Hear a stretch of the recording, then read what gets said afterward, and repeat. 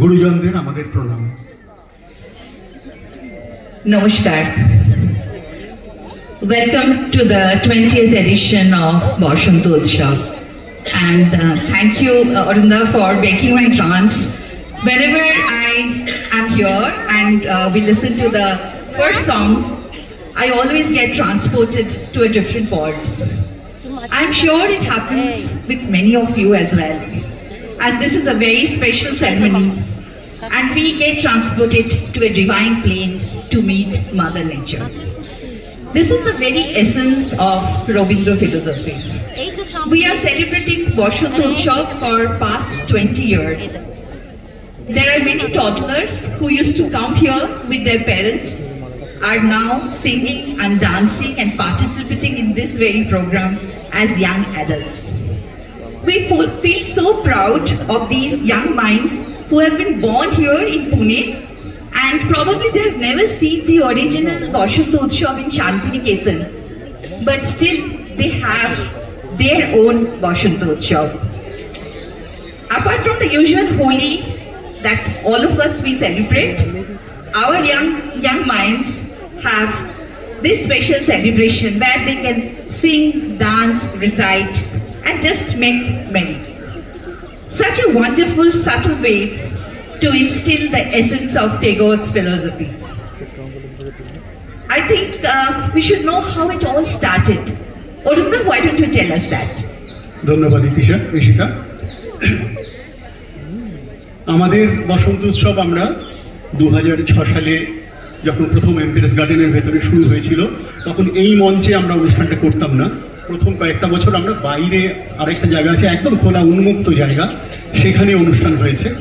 তারপরে আমরা 2011 সালে এই মঞ্চটা পাই, যেটা আমাদের মনে হয়েছে হয়তো একটু ভালো, আমরা এখানে করছি। এবং এটা আমাদের 20তম বর্ষ, 20তম বর্ষ, যেটা আমি প্রথমেই বললাম। এটা একেবারেই সঠিক কথা যে যে অনুপ্রেরণা সেটা কিন্তু শান্তিনিকেতনের বসন্ত উৎসবের থেকেই এসেছে।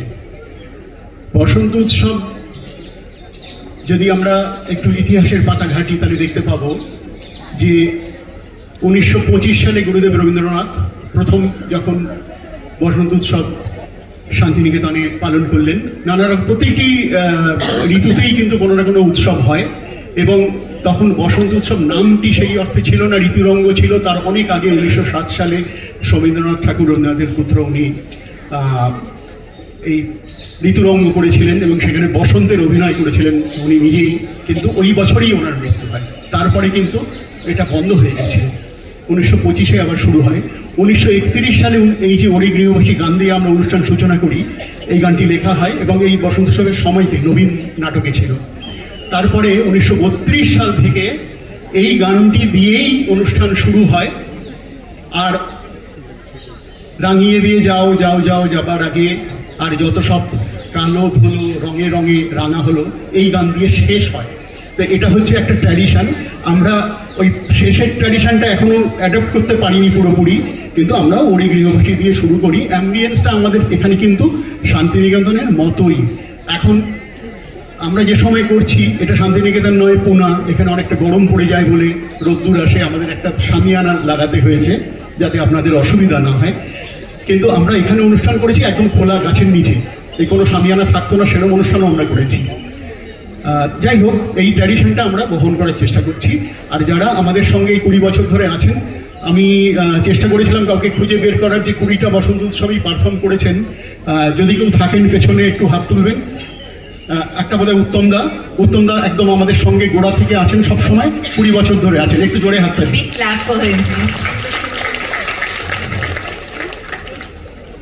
আর দর্শক তো আপনারা সবাই, আমার মনে হয় দর্শকের তো কিছু কম নেই, আমরা সবাই আছি। আমি একটা ছোট্ট অনুষ্ঠানের বিরতি নিতে চাই, আমি শ্রদ্ধেয় দেবীদাকে একটু মঞ্চে ডাকতে চাই।